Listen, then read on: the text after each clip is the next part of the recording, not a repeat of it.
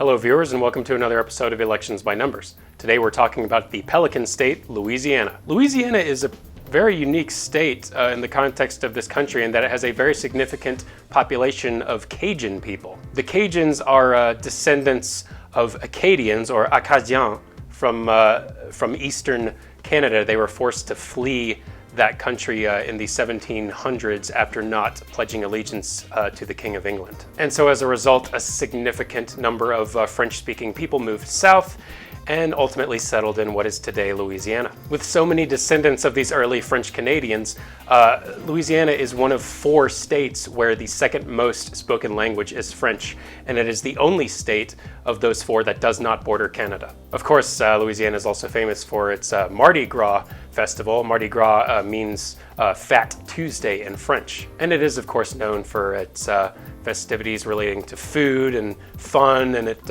always precedes the 40 days of Lent. I find Louisiana to be as interesting politically as it is historically. So let's move right along and get into talking about the House districts in Louisiana this year. Louisiana currently has 6 congressional House districts, 5 Republicans to 1 Democrat. There seems to be a pattern among many southern states where there's one lone Democrat representing the major city in the state surrounded by a sea of red, and Louisiana is no exception. The lone Democratic district is Louisiana's 2nd, which covers much of New Orleans, and the 1st, 3rd, 4th, 5th, and 6th are all heavily Republican. In fact, according to the Cook Political Report's Partisan Voting Index, the most centrist district of all of those 6 is Louisiana's 4th, though it does still have a lean of plus 13 into the Republican column when compared to the national average. For that reason, I don't see any circumstances where any of the 6 districts is going to flip this November, because each of them seems so heavily partisan in the way that they lean either to the right or the left, and the boundaries of each congressional district seems to be drawn in a way that is strategically so that they remain heavily partisan. So let's go ahead and make the results official of no changes in the Louisiana House and put that on our first map. Mark it.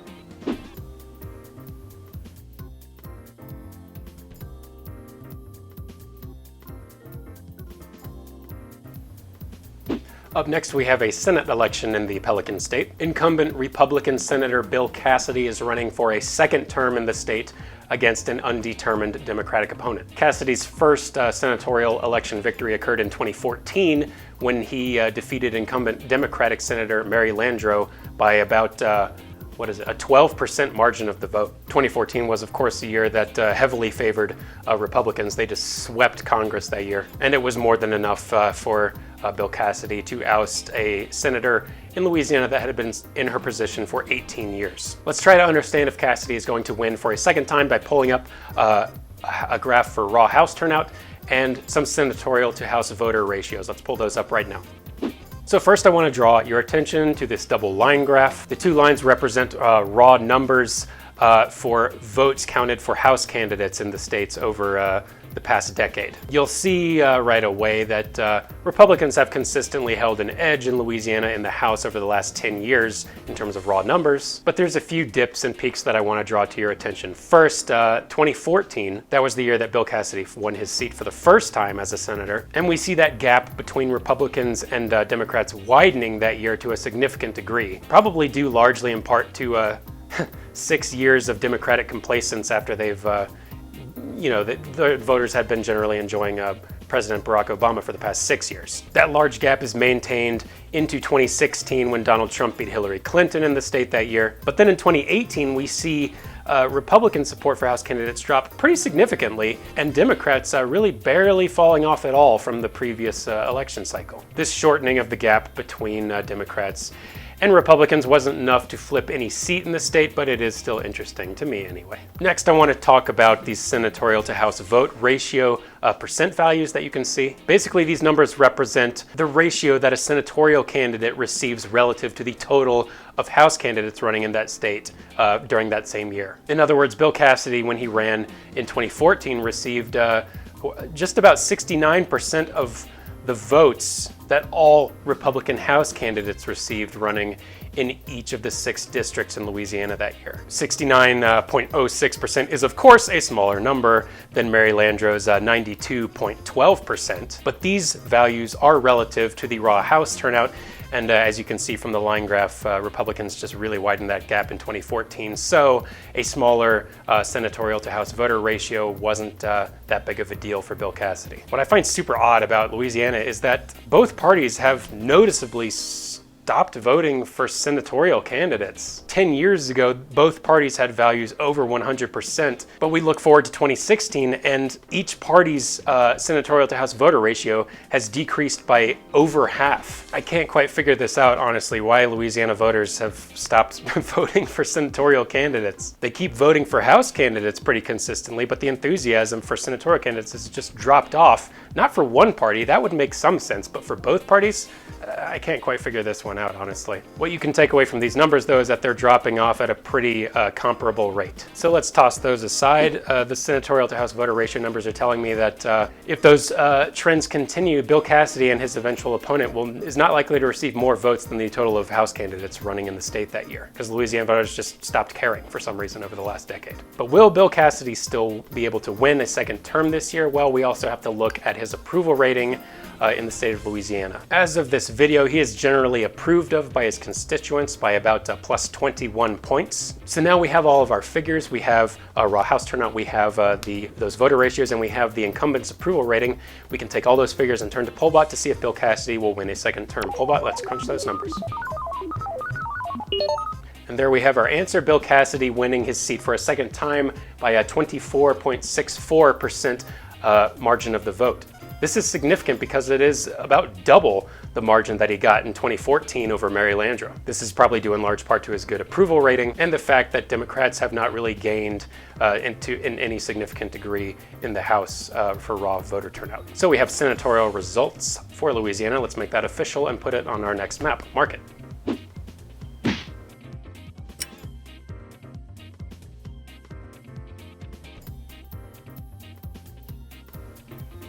And now it is time to talk about the presidential election of 2020, starring President Donald Trump and Democratic challenger Joe Biden. Louisiana is a state that last voted for a Democratic candidate for president in 1996 when they broke for Bill Clinton, their neighbor to the north. They also voted for Clinton in 1992 as well, but those were the last 2 years that Louisiana went blue.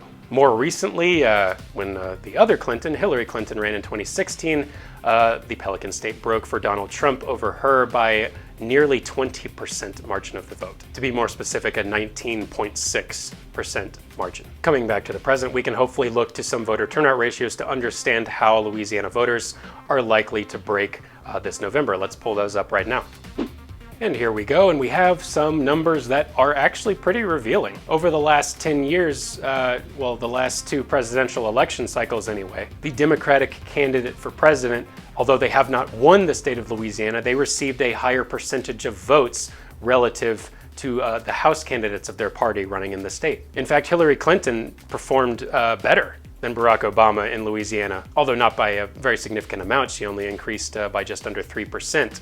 Her voter ratio. On the other hand, Mitt Romney actually performed slightly better than Donald Trump in the state. Maybe the name recognition of Clinton had something to do with the improvement of Democrats' voter ratio in 2016, but it obviously wasn't enough to help her win the state, as she lost by nearly 20%, as I've already said. What these numbers tell me ultimately is that Louisiana voters are pretty consistent in how they vote for presidents. These numbers, I mean, they barely change from 2012 to 2016, so that's pretty conclusive for us. Okay, let's toss those numbers aside. We also have to consider, of course, the incumbent's approval rating in the state, and as of this video, Trump is at +8 points in the state of Louisiana. I believe he has a 52% approval rating versus 44% disapproval. So now we have all those facts and figures. Let's take all of that, give it to Pollbot, see what's going to happen this November in the presidential election. Pollbot. And there you have it, Donald Trump winning Louisiana for a second time by 19.52% margin of the vote. Okay, so what's crazy about this number is, I don't know if you remember what I told you earlier, Trump initially won Louisiana in 2016 by a 19.6% margin of the vote, meaning that over 4 years' time, his margin of victory, I'm projecting, will virtually not change at all. This is likely due to the fact that Democratic turnout overall is likely to be higher in 2020 than it was in 2016, but also Trump's net positive approval rating is working for him. So more than likely, those two facts are going to counteract each other in a way that means that his performance this year will barely differ from what it was 4 years ago. So now we have presidential results for the Pelican State. Let's make that official and put it on our presidential map. Mark it.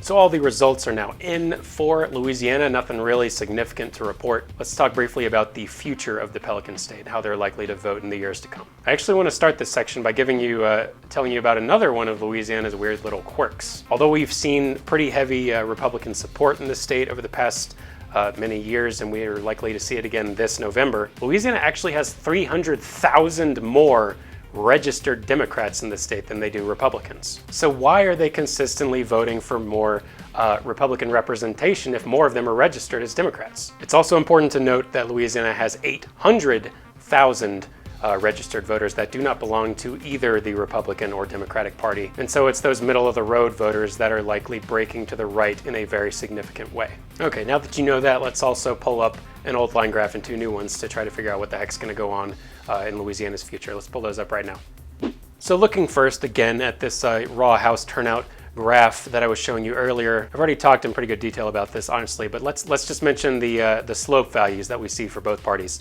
So in the Republicans' case, we have a value of 37.8, meaning that every 2 years the Republicans have been adding 37,800 voters to their candidates running for the House. And the Democrats have a value of 33, so they're adding on 33,000 votes every 2 years for U.S. House candidates that are Democrats. So we have a nearly 5,000 vote gap in Republicans' favor looking back over the last 10 years as a whole. But where the state gets interesting, of course, is in that jump from 2016 to 2018. As is the case with many states, we saw a surge in Democratic turnout, and honestly, in the case of Louisiana, also a slight dip in enthusiasm for Republican candidates. So if you just looked at the slope values, you would say that, okay, Louisiana is becoming more Republican. But I don't know. I mean, I think if I cut this graph in half, we would see a better performance. We would see a positive slope value for Democrats, and possibly I think we'd see a negative slope value for Republicans. So it really depends on how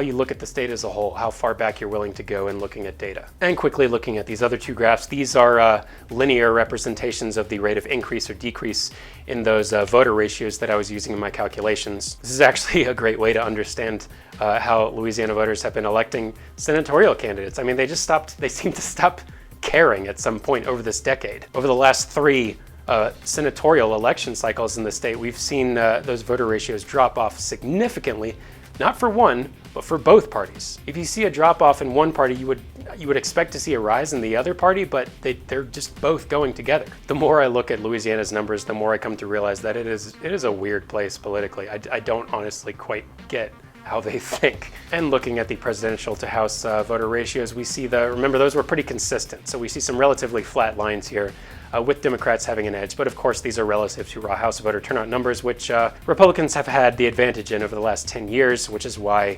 Republican presidential candidates consistently win Louisiana. All right, now let's toss those graphs aside. I will give you my consensus on where I think Louisiana is heading. So because I predicted Donald Trump's not going to improve at all on his margin of victory in the state this year, that leads me to believe that it's possible that Louisiana hit its inflection point in 2016. So 4 years ago, they reached the peak performance of Republicans. And then fast forward 2 years to 2018, we saw Democrats really closing that gap in turnout in a pretty significant way for a state like Louisiana. So bearing those two facts in mind, I think, although when you look at the graphs as a total of the entire decade, it appears that Louisiana is still becoming more Republican, but I don't think that's the case, honestly. It might be more telling to just look at the last 5 years or the last 4 years to determine where the state's headed. And if you do that, Louisiana appears to be breaking to the left now. Of course, I'm still projecting Donald Trump winning by nearly a 20% margin of the vote, so it will be a long, long time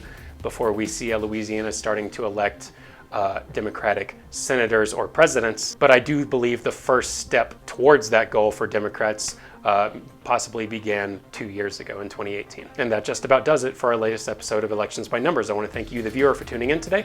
If you like what you saw, please hit the subscribe button to get updates on new content as it becomes available. I upload videos every Monday and Thursday, and I'm also on Twitter, and I update that account with which state I'm covering next ahead of the scheduled release date. So if you want to stay ahead of the curve, please give me a follow on Twitter, and that link is in the description. Thanks again for watching, and thank you for voting. See you next time.